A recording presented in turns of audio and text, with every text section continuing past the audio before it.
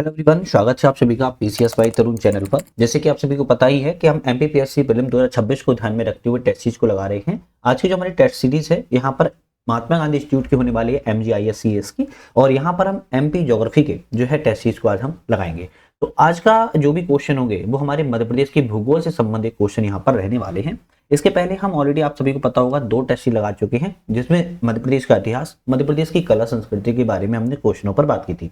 आज की हमारी तीसरी टेस्ट सीरीज है मध्य प्रदेश की भूगोल, एमपी की ज्योग्राफी के बारे में हम बात करेंगे। चलिए शुरुआत करते हैं आज के अपने पहले क्वेश्चन से। महादेव पर्वत निम्नलिखित में से किस पर्वतमाला का भाग है? भाई कहा रहा है कि महादेव जो पर्वत है, जो महादेव पर्वत है, यह किस पर्वतमाला का भाग है। बढ़िया क्वेश्चन है। तो महादेव पर्वत जो है सतपुड़ा पर्वतमाला का भाग है। आपका ऑप्शन जो है बी यहाँ पर सही हो जाएगा। सतपुड़ा पर्वतमाला का आपका भाग है। अच्छा, सतपुड़ा जो पर्वतमाला है ये भी आपके कई खंडों में बटी है, जैसे पश्चिमी भाग, मध्य भाग। ये देखो, जैसे यहाँ पर अगर बना ले हम, जैसे मान लो सतपुड़ा हो जाएगी, सतपुड़ा भी 3 खंडों में बांट लेते हैं। पहला खंड आपका ये हो जाएगा पश्चिमी, ये हो जाएगा आपका मध्य का, और ये हो जाएगा आपका पूर्वी। तो आपका जो पश्चिमी वाला भाग है यहाँ पर बड़वानी पहाड़ियां और राजपीपला पहाड़ियां, तो हम यहाँ पर रख देते हैं राजपीपला पहाड़ी। मध्य के भाग में अगर आप गौर करोगे तो मध्य के भाग में आपकी महादेव पहाड़ी लोकप्रिय है। महादेव पहाड़ी जो है आपकी लोकप्रिय है। और पूर्वी भाग में अगर आप बात करोगे तो मैकल पर्वत जो है आपकी, मैकल पर्वत पहाड़ी जो है आपकी, वो आपकी प्रमुख है। तो पश्चिमी भाग में सतपुड़ा में राजपीपला है, मध्य में महादेव है, और आपकी पश्चिम में मैकल है। अच्छा, यहाँ पर भी एक क्वेश्चन है, मध्य में जो आपकी महादेव है यहाँ का पर्वतीय स्थल कौन सा है? तो महादेव में आप कहोगे पचमढ़ी। कौन सा है? पचमढ़ी जो है आपका बढ़िया स्थल है। और पचमढ़ी की सबसे ऊंची चोटी कौन सी है? तो धूपगढ़ है। कौन सी है? धूपगढ़ सबसे ऊंची चोटी है। कितना मीटर है? 1352 मीटर जो है ऊंची है। ध्यान रखो। तो आपको ध्यान रखना है कि महादेव, सतपुड़ा में महादेव पहाड़ी में पचमढ़ी है, और पचमढ़ी की सबसे ऊंची चोटी जो है धूपगढ़ है, और ये 1352 मीटर ऊंची है। पूर्वी भाग में मैकल पहाड़ी जो है, यहाँ से ही बात की जाए कि नर्मदा अमरकंटक से नर्मदा एवं सोन नदियां जो है निकलती हैं। नर्मदा और सोन नदी का आपका उद्गम होता है।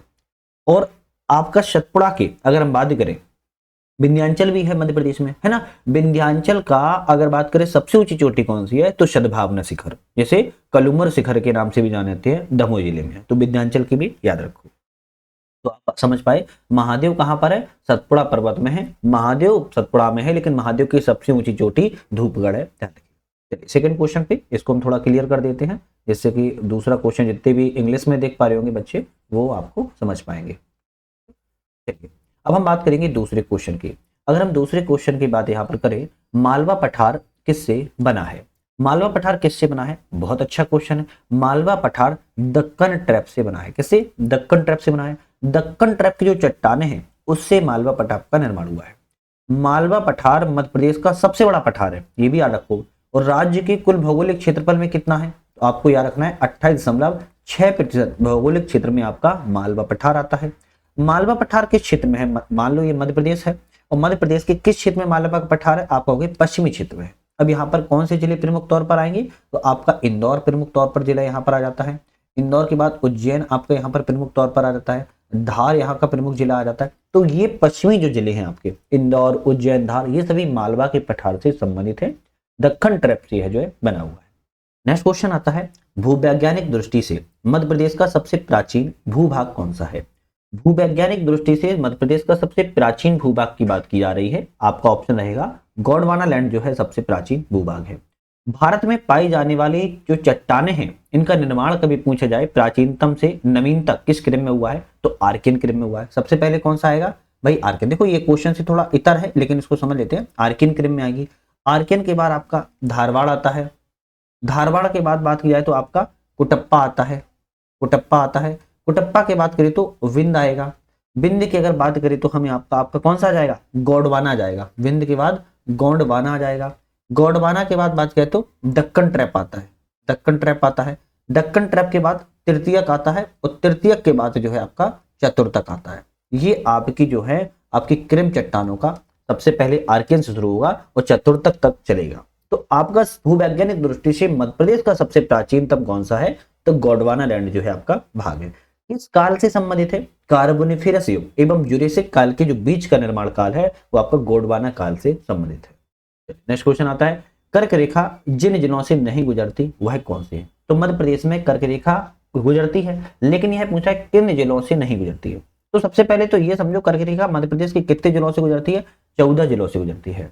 अब 14 जिले कौन कौन से हैं? अगर आपको ये पता है तो आप इसको भी टिक लगा लोगे। खैर, अगर हम बात करें 14 जिले की, तो रतलाम, रतलाम, उज्जैन, आगर मालवा, आगर मालवा के बाद राजगढ़, राजगढ़ के बाद सीहोर, सीहोर के बाद किया तो भोपाल, विदिशा, रायसेन, सागर, दमोह, और आपका जबलपुर, कटनी, उमरिया और शहडोल। इतने जिलों से आपकी जो है कर्क रेखा गुजरती है। अब देखो, कहीं भी इसमें बालाघाट का नाम आया क्या? कहीं भी इसमें इंदौर का नाम आया क्या? नहीं आया। तो हम कहेंगे भाई इंदौर बालाघाट से नहीं गुजरती है, जबकि शाजापुर, राजगढ़ हमने नाम लिया है, भोपाल, जबलपुर भी नाम लिया है, उज्जैन, रतलाम भी नाम लिया है। तो हम कहेंगे इंदौर एवं बालाघाट से कर्क रेखा जो है नहीं गुजरती है। कर्क रेखा भारत के बहुत सारे राज्यों से गुजरती है, जिसमें मध्य प्रदेश की बात किया है तो 14 जिलों को यह कवर करती है, पश्चिम से पूरब की। नेक्स्ट क्वेश्चन आता है चित्रकूट। अच्छा, इस क्वेश्चन से पहले आपको एक चीज नोटिफिकेशन है, ध्यान से सुनो। हमारा ऐप आ चुका है जिसका नाम है यूपीएससी नेट। अब इस ऐप के बारे में क्यों बता रहे हैं? बहुत सारे बच्चों की डिमांड रहती है, कमेंट करते रहते हैं सर पीडीएफ चाहिए। अब पीडीएफ देखो ऐसे उपलब्ध नहीं करवा पाएंगे। आप हमारे ऐप पर जाओगे, ऐप पर आप लोगों को एक सेक्शन मिलेगा MPPSC pre multiple test series. वहां पर आप लोग ऐप पर डाउनलोड करने के बाद उस वाले सेक्शन में जाओगे, पीडीएफ प्लस वीडियो प्लस बहुत सारे कोचों की जो आपकी टेस्ट सीरीज हैं उन सभी को जो है आप पीडीएफ फॉर्म में डाउनलोड जो है कर पाओगे। तो आपको ऐप पर जाके जो है उस ऐप के सेक्शन में मिल जाएगा, वहां से आप लोग ऐप डाउनलोड। अब ऐप डाउनलोड कैसे करोगे? डिस्क्रिप्शन में लिंक दे दी है, लिंक पर कर लोगे, या फिर प्ले स्टोर पर सर्च कर लेना यूपीएससी नेट, वहां पर आपको मिल जाएगा। क्वेश्चन की बात करेंगे, चित्रकूट पर्वत किस पर्वत श्रृंखला में स्थित है? भाई चित्रकूट पर्वत पूछ रहा है किस पर्वत श्रृंखला में स्थित है, तो आप कहेंगे विंध्याचल पर्वत श्रृंखला में स्थित है। कहां पर है? विंध्याचल पर्वत श्रृंखला में चित्रकूट पर्वत जो है स्थित है। अच्छा, विंध्याचल पर्वत भी कई भागों में बटा हुआ है, जिस तरीके से सतपुड़ा बटा है ना, उसी तरीके से विंध्याचल बटा है। जैसे ये देखो, अगर मान लो हम विंध्याचल बना देते हैं ये, तो विंध्याचल पहले पश्चिमी, मध्य और आपका पूर्वी। अगर पश्चिमी बात की जाए तो विंध्य पर्वतमाला, जिसमें प्रसिद्ध स्थान मांडू आता है, असरफी पहाड़ियां, वाचू बिंदु, भीमबेटका गुफाएं आती हैं। अगर हम मध्य भाग की बात की जाए तो भांडेर श्रेणी, जिसमें गुडविल चोटी दमोह में सबसे ऊंची चोटी है 752 मीटर। फिर आती है आपकी पूर्वी भाग, जिसमें कैमूर थ्रेडी, इस प्रसिद्ध स्थान चित्रकूट भी पहाड़ी आता है, गिद्धराज पर्वत आता है। केन नदी की उत्पत्ति जो है आपके पूर्वी भाग से ही होती है। तो आप समझ पाए चित्रकूट पर्वत विंध्याचल पर्वतमाला में है। विंध्याचल पर्वतमाला भी 3 जगहों में बटी हुई है, पश्चिमी, मध्य एवं पूर्वी भाग में। क्वेश्चन नेक्स्ट आता है, कौन सा शहर भारतीय मानक समय देशांतर के सबसे निकट है? भारतीय समय देशांतर के सबसे निकट कौन सा शहर है मध्य प्रदेश का? तो ऑप्शन रहेगा भाई रीवा। कौन सा? रीवा। भारतीय मानक समय जो है प्रयागराज की नैनी से गुजरती है, ध्यान रखिएगा। और यह भारत के 5 राज्यों से गुजरती है, जिसमें उत्तर प्रदेश, मध्य प्रदेश, छत्तीसगढ़, उड़ीसा एवं आंध्र प्रदेश का नाम आता है। ये 5 राज्यों से भारत की मानक समय गुजरती है, आपकी ध्यान रखना है। और जीएमटी से कितना आगे है? 5.5 घंटा आगे है। और यह 5 भारत के राज्यों से गुजरती है। लेकिन भारतीय मध्य प्रदेश का जो आपका जिला है वो आपका रीवा सबसे निकट इस देशांतर के पास में स्थित है। बात करेंगे मध्य प्रदेश का राज्य का अक्षांशीय विस्तार कितना है। अब देखो, ये क्वेश्चन शायद आप लोगों को याद होगा, है ना। मध्य प्रदेश का राज्य का अक्षांशीय विस्तार कितना है? आप मुझे इस क्वेश्चन का आंसर जो है कमेंट में बताओ। जितने लोग ऐप पर वीडियो देख रहे हैं वो हमें मैसेज के टेक्स्ट बॉक्स में बताना। तो इसका मुझे जरूर बताओ, आपका भाई अक्षांशीय विस्तार मध्य प्रदेश कितना है। देखो, ईमानदारी से बताना, तभी मजा आएगा, है ना। चलिए बात करेंगे, मध्य प्रदेश की जलवायु के संबंध में निम्नलिखित में से कौन सा कथन सही नहीं है, मतलब गलत इनमें से कौन सा कथन है। मध्य प्रदेश की जलवायु जो है उष्णकटिबंधीय है, बिल्कुल बात ठीक है, मध्य प्रदेश जलवायु उष्णकटिबंधीय है। यह राज्य मानसूनी जलवायु के अंतर्गत आता है, भाई ये भी बात ठीक है। राज्य के दक्षिणी भाग में शीतोष्ण नहीं, राज्य के दक्षिणी भाग में शीतोष्ण जलवायु की भाई ऐसी कोई बात नहीं की जा रही है, क्योंकि मध्य प्रदेश जलवायु उष्णकटिबंधीय है। तो सी ऑप्शन तो पहली बात तो यहाँ पर गलत है। करेक्ट लिखा इसके मध्य भाग से गुजरती है, भाई ये भी बात ठीक है। तो मध्य प्रदेश में ध्यान रखो उष्णकटिबंधीय मानसूनी जलवायु है, कैसी है, उष्णकटिबंधीय मानसूनी जलवायु है। यहाँ का औसत तापमान की अगर हम बात की जाए, मध्य प्रदेश का औसत तापमान 21 डिग्री सेल्सियस है, ध्यान रखिएगा। और न्यूनतम और अधिकतम तापमान, जो अधिकतम तापमान होता है मध्य प्रदेश का मई के माह में अधिकतम होता है, और न्यूनतम की बात किया तो जनवरी के माह में मध्य प्रदेश का तापमान न्यूनतम रहता है। अच्छा, सिलेक्शन तक एमपीजीके की बुक आती है, हम इस बुक के पूरे 60 चैप्टर को वीडियो के माध्यम से लगवा रहे हैं। अगर आपको नहीं देखें तो देख लेना भाई, इंपॉर्टेंट है, बहुत इंपॉर्टेंट है, क्योंकि कहीं ना कहीं एग्जाम में आते हैं, तो वो हमने कवर कर रहे हैं इसको। नेक्स्ट आता है, मध्य प्रदेश की काली मिट्टी के संदर्भ में निम्नलिखित में से कौन सा कथन यहाँ पर जो है सही नहीं है। मध्य प्रदेश की काली मिट्टी के संदर्भ में पूछ रहा है, कौन सा ऑप्शन सही नहीं है। काली मिट्टी को कपास की मिट्टी भी कहा जाता है, भाई बिल्कुल ठीक बात है। काली मिट्टी नमी को अत्यधिक धारण करती है, क्योंकि अगर पानी की मात्रा उसमें काली की मिट्टी में है तो चिपचिपी हो जाती है, और सूख जाए तो बड़ी बड़ी दरारें पड़ जाती हैं, तो इसको ये भी कहेंगे ठीक है। काली मिट्टी में रेत की मात्रा होती है, भाई काली मिट्टी में रेत की मात्रा तो नहीं होती है ना, तो ऑप्शन हम कहेंगे ये तो गलत है। यह मिट्टी मुख्यतः प्रदेश के पश्चिमी भाग में, बिल्कुल जो दक्कन तरफ वाला भाग है, मालवा का पठार है, उसमें पश्चिमी भाग में काली मिट्टी पाई जाती है, ये भी ऑप्शन सही है। तो काली मिट्टी में रेत की मात्रा नहीं होती है। अब काली मिट्टी के अन्य नामों में जैसे कपास की मिट्टी है, लेकिन एक और नाम है, इसको क्या नाम दिया जाता है, रेगूर मिट्टी। रेगूर मिट्टी के नाम से भी जाना जाता है, काली कपास मिट्टी भी कहते हैं, है ना। यह मध्य प्रदेश के पश्चिमी भाग में है। मध्य प्रदेश के अलावा काली मिट्टी महाराष्ट्र में एवं गुजरात राज्य में भी जो है पाई जाती है ना, ये भी आपको याद रखो, बहुत इंपॉर्टेंट कुछ क्वेश्चन होते हैं, इनको आपको बिल्कुल याद रखना होगा, ध्यान रखिए। चलिए नेक्स्ट क्वेश्चन आता है, 10 नंबर है, अभिकथन और कारण है, इनमें से कौन सा अभिकथन कारण जो है सही है। मध्य प्रदेश के उत्तर पश्चिमी भाग में कांटेदार जंगल एवं झाड़ियां पाई जाती हैं। तो उत्तर पश्चिमी भाग में कांटेदार जंगल एवं झाड़ियां पाई जाती हैं, क्या ये सही है, हम कहेंगे बिल्कुल बात ठीक है। आपके उत्तर पश्चिमी भाग बुंदेलखंड क्षेत्र में ज्यादातर आ जाएगा। कारण है कि मध्य प्रदेश का उत्तर पश्चिमी भाग अर्ध शुष्क जलवायु वाला क्षेत्र है, बिल्कुल पानी की वर्षा जो होती है कम होती है, हम कहेंगे ये भी ठीक है। ए आर दोनों सही है, उसकी व्याख्या भी सही कर रहा है, तो ए ऑप्शन यहाँ पर करेक्ट हो जाएगा। इसका ऑप्शन में क्या ही बताएं। मध्य प्रदेश के किस भाग में वार्षिक तापमान परिवर्तन अधिकतम होता है। मध्य प्रदेश के किस भाग में वार्षिक तापमान परिवर्तन सबसे ज्यादा होता है, कौन सा होगा, उत्तरी भाग मध्य प्रदेश का है, जहां पर वार्षिक तापमान जो है क्या रहता है भाई, अधिकतम सबसे ज्यादा पाया जाता है। तो ऑप्शन में आपका सी ऑप्शन से हो जाएगा। अधिक वर्षा वार्षिक तापमांतर उत्तरी क्षेत्र में है, और सबसे अधिक दैनिक तापमांतर की बात किया किस माह में होता है, तो मार्च के महीने में सबसे ज्यादा दैनिक तापमांतर पाया जाता है। मध्य प्रदेश में अधिकतम तापमान कहां पे दर्ज किया गया, गंजवा शौदा में। कहां पर, गंजवा शौदा में। ये कहां पर है, तो ये विदिशा जिले में, ये विदिशा जिले में है। कभी पूछा जाए कि जो आपका दूसरा कौन सा स्थान है जहां पर अधिकतम और दर्ज किया गया हो, तो खजुराहो में है, खजुराहो में है। और यहाँ पर भी अधिकतम तापमान दर्ज किया गया है, छतरपुर जिले में है स्थित है, ध्यान रखिएगा, ये अधिकतम तापमान वाला है। अच्छा, न्यूनतम तापमान कहाँ पे दर्ज किया गया, तो शिवपुरी में, मध्य प्रदेश के शिवपुरी जिले में न्यूनतम तापमान दर्ज किया गया है। मध्य प्रदेश की अधिकतम वर्षा कहाँ होती है, जो रेन है वो कहाँ पर होती है, तो आप कहेंगे अधिकतम वर्षा मध्य प्रदेश की पचमढ़ी में होती है। कहाँ पर होती है, पचमढ़ी में होती है। अगर जिला पूछा जाए तो नर्मदापुरम जिले में होती है, तो आप इसको भी याद रखो। मध्य प्रदेश में अगर बात किया कि न्यूनतम वर्षा कहाँ पर होती है, भाई सबसे ज्यादा होती है, सबसे कम भी होती होगी, सबसे कम होती है गोहद में, गोहद में होती है। कौन सा डिस्ट्रिक्ट पड़ेगा, भिंड डिस्ट्रिक्ट इसमें लगता है। नेक्स्ट क्वेश्चन है कि मध्य प्रदेश को कितने कृषि जलवायु क्षेत्रों में विभाजित किया गया है।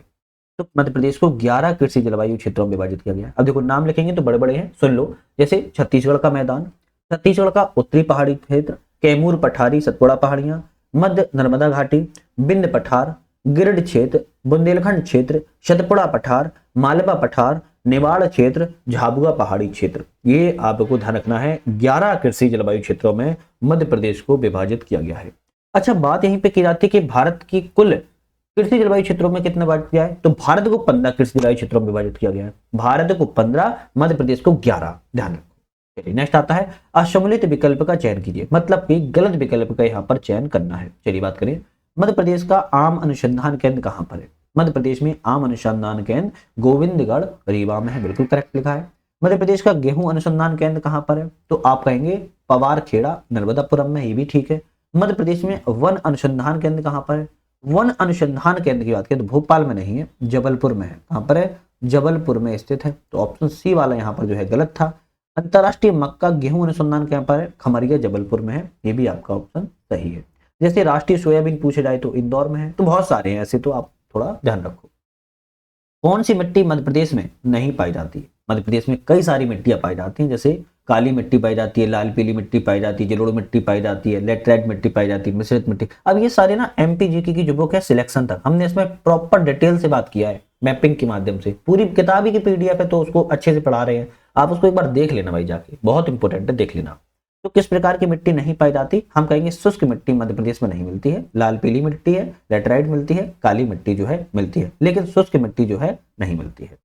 चलिए नेक्स्ट क्वेश्चन आता है, मध्य प्रदेश में कितनी प्रमुख ऋतुएं हैं। अब भाई पूछा है मध्य प्रदेश में कितनी ऋतुएं हैं, आप कहोगे मध्य प्रदेश में भाई 3 ऋतुएं हैं।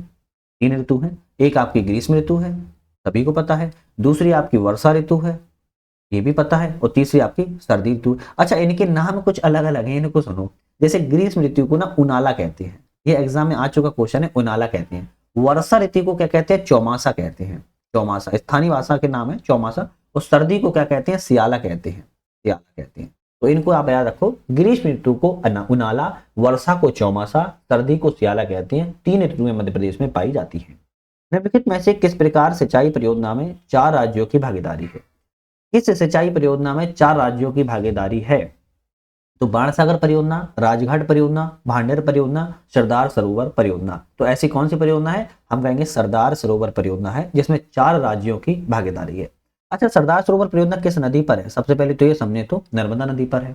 किस स्थान पर है, तो केवड़िया गांव गुजरात में है, राज्य का नाम लिख देते हैं, केवड़िया गांव गुजरात में है। अब किन किन राज्यों से संबंधित है, तो पहले तो मध्य प्रदेश की, राजस्थान, गुजरात एवं महाराष्ट्र, ये 4 राज्यों की सरदार सरोवर परियोजना की भागीदारी है। अच्छा यहाँ पर लिखी है भाई, यहाँ पर राजघाट परियोजना, राजघाट कहाँ किन किन के सहयोग से है, तो राजघाट मध्य प्रदेश और उत्तर प्रदेश के सहयोग से है। इसका अन्य नाम ही राजघाट का रानी लक्ष्मीबाई भी परियोजना है। अच्छा बाण सागर भी लिखा है, बाण सागर किसके सहयोग से है, तो बाण सागर आपकी 3 राज्यों से, मध्य प्रदेश, उत्तर प्रदेश एवं बिहार राज्य के सहयोग से है। और ये भी बाण सागर जो है आपके कहाँ पर है, शहडोल देवलोंद में है, और भांडेर बांध दतिया में मध्य प्रदेश में इस पर बनाया गया है। तो राजघाट परियोजना का अन्य नाम रानी लक्ष्मीबाई है, मध्य प्रदेश उत्तर प्रदेश की संयुक्त परियोजना है। बाण सागर परियोजना मध्य प्रदेश उत्तर प्रदेश बिहार की है। सरदार सरोवर परियोजना आपकी मध्य प्रदेश राजस्थान गुजरात महाराष्ट्र की है। भांडेर परियोजना जो है आपकी दतिया मध्य प्रदेश में है। ठीक है, चलिए बात करेंगे कौन सी नदी यमुना की सहायक नदी नहीं है। अब कौन सी नदी यमुना की सहायक नहीं है, तो हम कहेंगे चंबल यमुना की सहायक है, बेतवा भी है, टॉन्स भी है, लेकिन बेनगंगा नदी यमुना की सहायक नदी जो है नहीं है। तो बेनगंगा नदी भाई किसकी सहायक है, ये भी तो क्वेश्चन आता है, बेनगंगा किसकी सहायक है, तो बेनगंगा जो है आपके गोदावरी है ना, किसकी, गोदावरी है ना, इसकी प्रमुख सहायक नदी प्राणहिता नदी, इससे जाकर यह मिलती है, ध्यान रखो। इस पर बहुत सारी परियोजनाएं भी चलाई जा रही है, जैसे बावन थड़ी है, गोशी खुर्द है, तो इत्यादि है। एटीएमए योजना, एटीएमए योजना किसके लिए, कृषि प्रौद्योगिकी प्रबंधन एजेंसी के लिए है ना, एग्रीकल्चर टेक्नोलॉजी मैनेजमेंट एजेंसी योजना के सहयोग से, एटीएमए के सहयोग से किसानों के द्वारा कौन सा फल उत्पादित किया जा रहा है, बहुत छोटा फल है, कौन सा है, स्ट्रॉबेरी। कौन सा, स्ट्रॉबेरी। स्ट्रॉबेरी फल को एटीएमए योजना के उद्देश्य से फल को उत्पादित किया जा रहा है। मध्य प्रदेश की सोन नदी की सहायक नदी नहीं है, तो सोन की सहायक नदी यहाँ पर पूछ रहा है कौन सी नहीं है। सबसे पहले तो ये समझो कि सोन नदी जो है कहाँ से निकलती है, तो यह अमरकंटक से निकलती है, अमरकंटक से निकलती है। और यह कहाँ पर जाके मुहाना बनाती है, तो गंगा में पटना के पास जो है मुहाना बनाती है। इतना हम समझ गए, गंगा में मुहाना बनाती है पटना के पास। अब पूछ रहा है कि सोन नदी की सहायक नदी नहीं है, तो कौन सी नहीं है, तो हम कहेंगे सोन नदी की सहायक नदी जो है आपकी सोम नहीं है, सोम नहीं है। जबकि जोहिला, तिपान और गोपद ये आपकी किसकी सहायक नदियां हैं, ये सभी आपकी जो हैं सोन की सहायक नदियां हैं। सोन नदी एक ऐसी नदी है जो 4 राज्यों से होकर बहती है। कौन कौन से राज्य हैं, छत्तीसगढ़ और मध्य प्रदेश, उत्तर प्रदेश एवं बिहार, ये 4 राज्यों में सोन नदी जो है बहती है। सोन नदी पर ही पूछा जाए कौन सी परियोजना है, प्रमुख परियोजना बाण सागर परियोजना है। अभी बताया था भाई, बाण सागर परियोजना 3 राज्यों से संबंधित है, उत्तर प्रदेश, मध्य प्रदेश, बिहार। ध्यान रखो, इसकी सहायक नदियां जोहिला, बनास, गोपद, तिपान, रिहन, उत्तरी कोयल है। बात करेंगे, अच्छा सोम नदी की अगर बात थोड़ी सी करें, ये कहां पर बहती है, ये राजस्थान की है। सोम नदी जो है राजस्थान की प्रमुख नदी है, माही नदी की सहायक नदी के रूप में जानी जाती है। अरावली पड़ी से उदयपुर जिले से इसका उद्गम होता है। निम्नलिखित नदियों का उनकी लंबाई में क्रम बताइए, लंबी से सबसे छोटी नदी कौन सी है, मतलब सबसे लंबी कौन सी है, फिर उससे छोटी कौन सी है, ऐसे पूछ रहा है। तो इसमें नर्मदा जो है सबसे लंबी है पहले ऑप्शन में, तो हम यहाँ पर लिख देंगे नर्मदा सबसे लंबी नदी है। नर्मदा की कुल लंबाई 1312 किलोमीटर है, मध्य प्रदेश में 1077 किलोमीटर है। नर्मदा के बाद बात की जाए तो चंबल नदी आ जाएगी, तो यहाँ पर चंबल लिख देते हैं। चंबल की कुल लंबाई 965 किलोमीटर है। उसके बाद आपकी सोन आएगी, कौन सी आएगी, सोन आ जाएगी, तो सोन लिख देते हैं। तो सोन की लंबाई की बात किया तो 784 किलोमीटर है। उसके बाद आपकी ताप्ती आएगी, कौन सी, ताप्ती आएगी। ताप्ती की कुल लंबाई की बात किया तो 724 किलोमीटर है। और उसके बाद आपकी बेतवा आएगी, बेतवा की लंबाई की बात किया तो 590 किलोमीटर। ये सभी किलोमीटर में है ना, किलोमीटर में। तो नर्मदा, चंबल, सोन, ताप्ती और बेतवा इन नदियों का क्रम है, जो सबसे बड़ी नदी नर्मदा है और सबसे छोटी नदी इसमें बेतवा है। नेक्स्ट क्वेश्चन आता है कि पूर्णा नदी निम्नलिखित में से किस नदी की सहायक नदी है। तो पूर्णा नदी किस नदी की सहायक नदी है, बहुत अच्छा क्वेश्चन है। जो पूर्णा नदी है ताप्ती नदी की सहायक नदी, किसकी, ताप्ती नदी की सहायक नदी है, इसको ध्यान रखो। चलिए नेक्स्ट क्वेश्चन आते हैं, निम्नलिखित में से कौन सी नदी 3 नदी राज्यों में बहती है। भाई ऐसी कौन सी नदी है जो 3 राज्यों में बहती है, 3 राज्यों में बहती है, कौन सी नदी है, तो माही नदी, माही नदी। अब माही नदी ऐसे कौन से 3 राज्य जहां पर बहती है, ये भी तो क्वेश्चन बन सकता है ना। तो आपको ध्यान रखना है, माही नदी मध्य प्रदेश में, माही नदी राजस्थान में, माही नदी गुजरात में। माही नदी इन 3 राज्यों में बहती है। माही एक ऐसी नदी है जिससे कर्क रेखा को 2 बार काटती है, कर्क रेखा को 2 बार काटने वाली ऐसी नदी है जो माही नदी है। माही नदी का उद्गम कहाँ से होता है, तो माही नदी का उद्गम जो है धार जिला से होता है, और धार जिले में भी मिंडा गांव से होता है। मिंडा मिंडा मिंडा मिंडा गांव से जो है आपकी माही नदी का उद्गम होता है, ठीक है। और इस पर ही माही बजाज सागर परियोजना राजस्थान में, कड़ाला बांध गुजरात में जो है बनाया गया है, और कर्क रेखा को यह 2 बार काटने वाली नदी है। कौन सा जलप्रपात नर्मदा नदी पर स्थित नहीं है, तो इनमें पूछा है कौन सा जलप्रपात नर्मदा नदी पर नहीं है। मंदार जलप्रपात भाई नर्मदा नदी पर है, खंडवा में है ना। दर्दी जलप्रपात ये भी नर्मदा नदी पर, ये भी खंडवा में है। कपिल धारा जलप्रपात, दुग्ध धारा जलप्रपात, लक्ष्मण धारा जलप्रपात, कपिल धारा, दुग्ध धारा और आपका कौन सा हो जाएगा, लक्ष्मण धारा। ये सभी आपके कहां पर है, नर्मदा नदी पर है, अनूपपुर जिले में है, अनूपपुर जिले में है। और ये दोनों आपके कहां पर है, खंडवा जिले में है, नर्मदा नदी पर। भालकुंड जलप्रपात की बात की जाए, भालकुंड जलप्रपात नर्मदा नदी पर नहीं है, ये सागर जिले में है, बीना नदी पर है। किस पर है, बीना नदी पर स्थित है। और इसका ही अन्य नाम राहतगढ़ जलप्रपात भी है, राहतगढ़ जलप्रपात भी है। अच्छा, नर्मदा नदी पर ही और भी जलप्रपात है, जैसे धुआंधार जलप्रपात, धुआंधार जलप्रपात ये कहां पर है, ये आपके जबलपुर जिले में ही है, नर्मदा नदी पर ही है। एक और है सहिष्ट धारा जलप्रपात, सहिष्ट धारा ये आपके कहां पर है, खरगोन जिले में है, ये भी आपके नर्मदा नदी पर ही स्थित है। तो ऐसे क्वेश्चन भी बहुत आते हैं। चलिए बात करेंगे नेक्स्ट क्वेश्चन की, बाण सागर परियोजना के संदर्भ में कौन सा कथन सही है। तो बाण सागर परियोजना के बारे में, इस परियोजना का नाम 7वीं शताब्दी ईस्वी के प्रसिद्ध संस्कृत विद्वान बाणभट्ट के नाम पर रखा गया है। बिल्कुल करेक्ट बात है। यह परियोजना मध्य प्रदेश, बिहार, झारखंड के कुछ हिस्सों में सिंचाई के लिए प्रदान करी गई है। अभी देखो मैंने आपको बताया था बाण सागर परियोजना मध्य प्रदेश, बिहार एवं किसकी है, मध्य प्रदेश, बिहार एवं उत्तर प्रदेश की संयुक्त परियोजना है। तो झारखंड की तो नहीं है, तो दूसरा वाला गलत हो जाएगा। तो हम कहेंगे केवल पहला सही है, दूसरा वाला गलत है। नेक्स्ट क्वेश्चन आता है, कारा, करजन, खुर्दी और कोरटन निम्नलिखित में से किस नदी की सहायक नदियां हैं। कारा, करजन, खुर्दी और कोरटन जो हैं किस नदी की सहायक नदियां हैं, ऑप्शन रहेगा नर्मदा नदी की सहायक नदी। बहुत छोटी छोटी नदियां हैं और नर्मदा नदी की सहायक नदियों के रूप में इनको जाना जाता है। अब देखो अपने आप में चंबल नदी, कालीसिंध नदी, बेतवा नदी ये अपने आप में एक बड़ी बड़ी नदियां हैं। इनके बारे में हमने वही एमपीजीके की बुक के बारे में सारा बताया है, अब वहां से देखो है ना। मध्य प्रदेश में कोलार सिंचाई परियोजना किस नदी बेसिन में स्थित है। कोलार सिंचाई परियोजना की बात की जा रही है कि किस नदी बेसिन में स्थित है, तो आप कहेंगे नर्मदा नदी बेसिन में स्थित है। कौन सी है, नर्मदा नदी बेसिन में स्थित है। नर्मदा नदी के बारे में अगर बात करें तो इसका अन्य नाम रेवा है। मध्य प्रदेश, गुजरात की जीवन रेखा इसे कहते हैं। 13-12 इसकी किलोमीटर है। भारत की 5वीं सबसे बड़ी नदी है। अमरकंटक में कल पर्वत से निकलती है, अरब सागर में है गिरती है, डेल्टा का निर्माण नहीं करती है, एस्चुरी बनाती है। इसके बारे में कितनी बातें करें, कितनी बातें की जाए। रानी अवंतीबाई सागर परियोजना किस नदी पर बनी है। रानी अवंतीबाई सागर परियोजना की बात करें किस नदी पर बनी है, नर्मदा नदी पर बनी है। नर्मदा नदी पर ही रानी अवंतीबाई सागर परियोजना बनी है। इस पर बरगी बांध जबलपुर के बिशौरा गांव में बनाया गया है, ध्यान रखो। और इसकी कुल क्षमता कितनी है, 100 मेगावाट की है, 100 मेगावाट की है, ध्यान रखिएगा। कौन सा बांध नर्मदा नदी पर पश्चिमी मध्य प्रदेश में खंडवा जिले की पुनासा गांव में लगभग 10 किलोमीटर दूर स्थित है। अब देखो कितना घुमा दिया है, सीधा ये पूछा सकता था कि मध्य प्रदेश के खंडवा जिले में पुनासा गांव में कौन सा बांध बना है ना। तो आप एक बार में ये क्वेश्चन को बता देते, आप कहते इंदिरा सागर बांध बना है। क्यों? क्योंकि इंपोर्टेंट है। इंदिरा सागर बांध जो है मध्य प्रदेश के खंडवा जिले के पुनासा गांव से 10 किलोमीटर दूर नर्मदा नदी पर बना है। इसकी क्षमता की बात किया तो 1000 मेगावाट है। 1000 मेगावाट इसकी क्षमता है।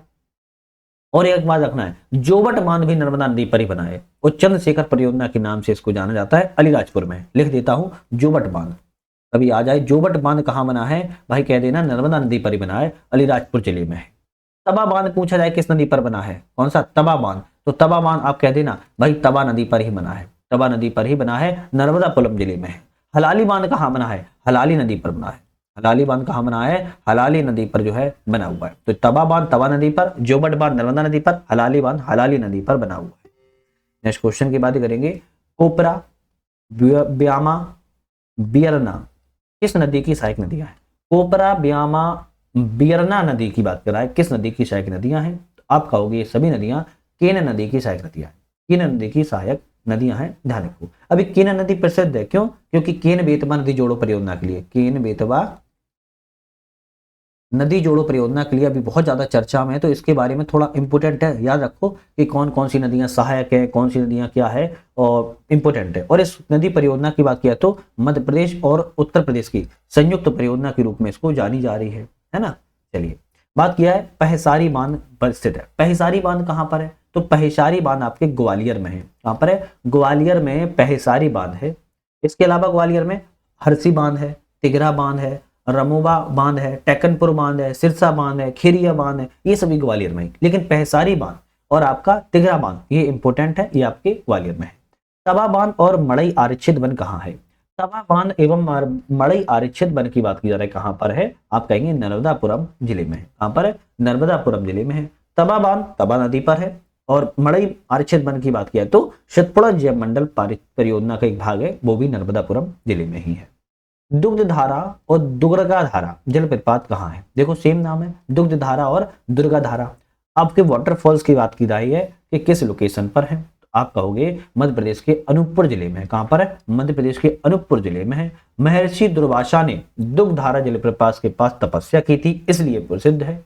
और यहाँ पर जबलपुर में ही धुआंधार जलप्रपात है, खंडवा में बंधार दर्दी जलप्रपात है, खरगोन में साहित्य धारा जलप्रपात है, पंचमढ़ी में बीफॉल रजत अप्सरा जलप्रपात है, बिंद क्षेत्र में बहुटी केवटी पुरबा चचाई जलप्रपात है, अमरकंटक में कपिल धारा, दुग्ध धारा, लक्ष्मण धारा, शंभु धारा, दुर्गा धारा जलप्रपात है, इंदौर में पाताल पानी, तिंछा फॉल, शीतला माता जलप्रपात है। हर जिले के हर जलप्रपात बता दिए जो इंपोर्टेंट है। नेक्स्ट क्वेश्चन है, रीवा में पूर्वा जलप्रपात कौन सी नदी पर बनाती है? रीवा में पूर्वा जलप्रपात है, कौन सी नदी? टोंस नदी पर बनता है, टोंस नदी पर जो है बनता है। अच्छा एक और है, रीवा के पास ही चचाई जलप्रपात, चचाई जलप्रपात है ना, और रीवा के पास ही बनता है, ये इंपोर्टेंट है, थोड़ा इसीलिए बताना पड़ा। चचाई जो जलप्रपात है ये आपके क्यों इंपोर्टेंट है? क्योंकि यह रीवा में है। सबसे बड़ी इंपोर्टेंट बात है, बीहड़ नदी पर बनता है, बीहड़ नदी पर यह बनता है। 130 मीटर इसकी ऊंचाई है। बेत्रवती नाम से किस नदी को जाना जाता है? बेत्रवती नाम से किस नदी को? तो बेतवा नदी को। छोटा क्वेश्चन है, बेतवती नाम से बेतवा नदी को जाना जाता है। अच्छा कुछ प्राचीन नदियों के नाम है, जैसे अगर हम बात करें जैसे बेतवा नदी को बेतवती कहते हैं, चंबल को कामधेनु चर्मवती नित्यवाही कहते हैं, नर्मदा को शिवपुत्री रेवा भी कहते हैं, तमसा को टोंस तमस भी कहते हैं, इसी तरह केन को कड़ावती शुक्तिमती भी कहते हैं, सोन को नंद भी कहते हैं। तो अलग अलग नदियों को प्राचीन में अलग अलग नामों से जाना जाता था। चंबल जामनी कुंवारी नदियां किस नदी का हिस्सा बेसिन है? तो किस नदी बेसिन का हिस्सा है? चंबल जामनी कुंवारी नदियां, तो ये कहेंगे आप गंगा यमुना नदी का बेसिन का हिस्सा है। इसके बारे में तो ज्यादा बताना आवश्यक नहीं है। मध्य प्रदेश वन विकास निगम की स्थापना कब हुई थी? मध्य प्रदेश में वन विकास निगम की स्थापना की बात कर रहा है, कब की गई? तो 1975 में की गई थी। कब की गई थी? 1975 में मध्य प्रदेश में वन विकास निगम की स्थापना की गई थी। कूनो राष्ट्रीय उद्यान में चीते किस देश से लाए गए थे? आपको पता होगा कूनो राष्ट्रीय उद्यान पहले तो किस जिले में है, तो आपको याद रखना है श्योपुर जिले में है। कहां पर है? मध्य प्रदेश के श्योपुर जिले में है। 1981 में कूनो राष्ट्रीय उद्यान को पहले वन्य जीव अभ्यारण्य घोषित किया गया था, वन्य जीव अभ्यारण्य घोषित किया गया। उसके तदुपरांत 2018 में इसको नेशनल पार्क का दर्जा दिया गया। इसके पास से ही कूनो नदी निकलती है। कूनो नदी जो है आपकी प्रवाहित होती है, इस उद्यान से होकर ही बहती है। अब बात करें कि कूनो राष्ट्रीय उद्यान में चीते किस देश से लाए गए थे, आपका ऑप्शन रहेगा नामीबिया। किस देश से? नामीबिया देश से लाए गए थे, जो कि कहाँ है? अफ्रीका महाद्वीप में स्थित है नामीबिया। कितने चीते लाए गए थे? 8 चीतों को नामीबिया से लाया गया था। कितने? 8 चीतों को। लेकिन फरवरी 2023 में, ये तो 2022 में आए थे, फरवरी 2023 में पुनः 12 चीतों को लाया गया था। कहां से लाया गया था भाई? दक्षिण अफ्रीका से, साउथ अफ्रीका से लाया गया था। ये भी याद रखो। तो 12 चीतों को साउथ अफ्रीका से, 8 चीतों को नामीबिया से लाया गया था। तो ऐसे क्वेश्चन बन सकते हैं ना। मध्य प्रदेश में जीवाश्म राष्ट्रीय उद्यान किस जिले में स्थित है? तो जीवाश्म राष्ट्रीय उद्यान डिंडोरी जिले में स्थित है।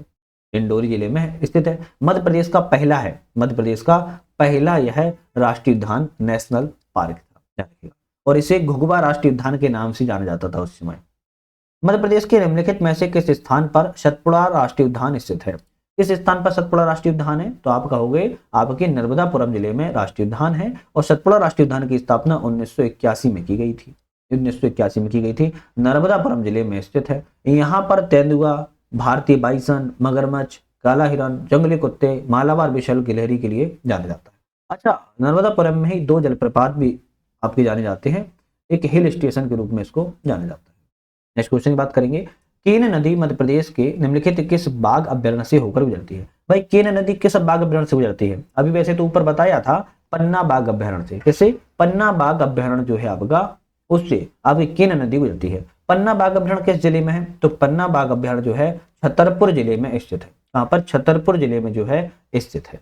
किस राष्ट्रीय उद्यान को सफेद बाघ क्षेत्र के नाम से जाना जाता है? सफेद बाघ क्षेत्र के नाम से बांधवगढ़ राष्ट्रीय उद्यान को, बांधवगढ़ राष्ट्रीय उद्यान को सफेद बाघ क्षेत्र जाना जाता है। बांधवगढ़ राष्ट्रीय उद्यान पूछा जाए किस जिले में है? उमरिया जिले में है। उमरिया जिले में स्थित है। 1968 में इसको स्थापित किया गया था, लेकिन 1993-94 में इसको बाघ अभ्यारण्य में जो है शामिल किया गया है। यह उद्यान जो है बंगाल बाघों और सफेद बाघों के लिए बहुत प्रसिद्ध है, ये भी ध्यान रखो।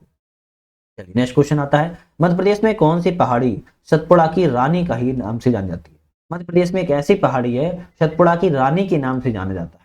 तो सतपुड़ा की रानी के नाम से पचमढ़ी को जाना जाता है। पचमढ़ी को सतपुड़ा की रानी के नाम से जाना जाता है। यहाँ पर पंच पांडव गुफाएं, जटाशंकर, सतपुड़ा राष्ट्रीय उद्यान यहाँ पर बहुत इंपोर्टेंट है। पन्ना राष्ट्रीय उद्यान को भारत सरकार के पर्यटन मंत्रालय से उत्कृष्टता पुरस्कार किस वर्ष मिला है? उत्कृष्टता पुरस्कार मिला है पन्ना राष्ट्रीय उद्यान को। किस वर्ष? 2007 में दिया गया था। 2007 में जो है दिया गया था। अब इसमें ज्यादा बताने की आवश्यकता नहीं है। नर्मदा बचाओ आंदोलन किस बांध के विरोध में शुरू किया गया था? तो नर्मदा बचाओ जो आंदोलन है वह किस बांध के विरोध में शुरुआत की गई है? सरदार सरोवर बांध के। सरदार सरोवर बांध के विरोध में नर्मदा बचाओ आंदोलन शुरुआत की थी। 5 अप्रैल 1961 को सरदार सरोवर बांध की जो है आधारशिला रखी गई थी पंडित जवाहरलाल नेहरू जी के द्वारा। नर्मदा बचाओ आंदोलन कब चालू हुआ था? तो 1985 के दौरान चालू हुआ था। ध्यान रखना, 1985 के दौरान जो है चालू हुआ था। और उसके नेतृत्वकर्ता कौन थे? मतलब जिसने आंदोलन चालू किया था, मेधा पाटकर। मेधा पाटकर, मेधा पाटकर। और दूसरे व्यक्ति इनके साथ जुड़े थे बाबा आमटे। बाबा आमटे व्यक्ति इनके साथ जो है जुड़े हुए थे। ठीक है, चलिए नेक्स्ट आता है। भारत में सबसे अधिक वन क्षेत्र किस राज्य में है? भारत में सबसे अधिक वन क्षेत्र मध्य प्रदेश राज्य में। इतना क्या सोच है ना। मध्य प्रदेश का लगभग 1/3 भूभाग जो है वनों से आच्छादित है। मध्य प्रदेश की पहली वन नीति कब लागू की गई थी? 1952 में, फर्स्ट वाली। और मध्य प्रदेश में नई वन नीति कब लागू की गई? 2005 में। ध्यान रखिएगा। बात करेंगे किस वर्ष और किस स्थान पर पहली चीनी मिल स्थापित की गई थी मध्य प्रदेश में? तो मध्य प्रदेश में किस स्थान पर और किस वर्ष पहली चीन की मिल जो है स्थापित की गई थी? मध्य प्रदेश में पहली चीनी मिल 1934 में रतलाम में स्थापित की गई थी। रतलाम जिले का जौरा जो एक गांव है वहां पर उन पहली चीन मिल को स्थापित किया गया था। मध्य प्रदेश के किस जिले में सिलेट का उत्पादन होता है? सिलेट का उत्पादन मध्य प्रदेश के जिले में होता है। आपका ऑप्शन रहेगा मध्य प्रदेश के मंदसौर जिले में सिलेट का उत्पादन होता है। मंदसौर में सिलेट का उत्पादन सबसे ज्यादा होता है। जैसे पीथमपुर में धार, पीलूखेड़ू राजगढ़ है ना, मालनपुर भिंड, मेघनगर जाबो, ये सभी क्या है? औद्योगिक केंद्र है मध्य प्रदेश के। मध्य प्रदेश के किस जिले में सबसे बड़ी फोटोवोल्टिक सौर ऊर्जा परियोजना स्थित है? फोटोवोल्टिक सौर परियोजना मध्य प्रदेश में सबसे बड़ी किस जिले में स्थित है? तो आप कहेंगे रीवा जिले में। कौन से? रीवा जिले में है, गुड़ तहसील में है। तो 10 जुलाई 2020 को इसका उद्घाटन किया गया था। 750 मेगावाट की यहाँ पर क्षमता है, ध्यान रखो। और सबसे बड़ी बात, यह सबसे बड़ी फोटोवोल्टिक सौर परियोजना है, रीवा जिले में स्थित है। सुहागपुर कोयला क्षेत्र कौन सा क्षेत्र शामिल नहीं है? तो सुहागपुर कोयला क्षेत्र में कौन सा क्षेत्र शामिल नहीं है? धनपुरी शामिल है, बुढ़ार शामिल है, कोतमा शामिल है, छिंदवाड़ा इसमें शामिल जो है नहीं है। सुहागपुर कोयला क्षेत्र पूछा जाए किस नदी बेसिन में पड़ता है? सोन नदी बेसिन में पड़ता है। कौन सी? सोन नदी बेसिन में पड़ता है। मध्य प्रदेश राज्य का सबसे बड़ा यह कोयला क्षेत्र है सुहागपुर, और छिंदवाड़ा जिला इसमें शामिल नहीं होता है। मध्य प्रदेश का पाथाखेड़ा कोयला क्षेत्र किस जिले में स्थित है? तो मध्य प्रदेश का पाथाखेड़ा कोयला क्षेत्र जो है किस जिले में स्थित है? ऑप्शन रहेगा बैतूल जिले में स्थित है। बैतूल जिले में स्थित है। पेंच कानन तवा घाटी इस कोयला क्षेत्र का हिस्सा है, ध्यान रखिएगा। तो आज हमने यहाँ पर 50 क्वेश्चनों कर लिया है। नेक्स्ट हम 50 क्वेश्चन अपनी नेक्स्ट वीडियो में करेंगे, एक एक करके बात करते हैं, जैसे कि आपको समझ में आए। और चीजों को कोई दिक्कत हो तो आप मुझे कमेंट करके हमारे ऐप पर डाउनलोड करके, यूपीएससी नेट ऐप को डाउनलोड करके वहां से आप लोग टेस्ट सीरीज वगैरह डाउनलोड कर सकते हो। पीडीएफ भी डाउनलोड कर पाओगे और वीडियो, तो दोनों ही चीजें आप डाउनलोड जो है कर पाओगे, वीडियो और पीडीएफ दोनों। साथ में वहां पर जो वीडियो मिलती है आपको फुल लेंथ की वीडियो मिलती है, साथ में पीडीएफ मिल जाती है विद एक्सप्लेन की। एक इंपॉर्टेंट बात यह भी है कि वहां पर एक ही कोचिंग की नहीं, मल्टीपल कोचिंग की जो है आपको टेस्ट सीरीज जो है आपको मिल जाती है, चाहे वो एमजीआईएस की हो, आकार की हो। आप जाके एक बार चेकआउट करके देख सकते हो। यूपीएससी नेट आपको ऐप डाउनलोड करना है। ठीक है, तो आज के लिए धन्यवाद।